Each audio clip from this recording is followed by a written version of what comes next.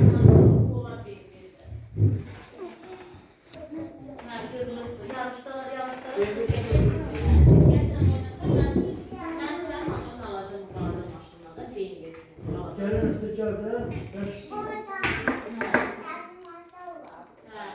Kızın toyu kavuk var. Kavuk var. Çünkü benim kavuk var nerede? Ciddi olmasın.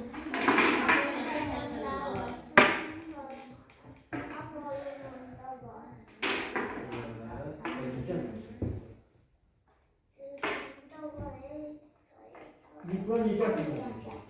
Oyunda değil. Oyunda var. Kavuksa yakışı belli. Ne? Tesla mı? Bu tezı sıkıyor. Bir tane nasıl maşın alasın? BMW abi bu.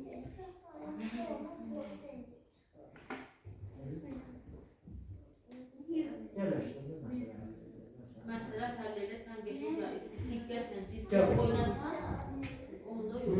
Onda Çok gelmez. Yavaş yavaş düz ben de bakın yani. Yavaş yavaş. Yaşmama düz. anladım. Yok ben de söyleyeyim. Özü yavaş. Bir tane, iki tane sen anladın. Yavaş.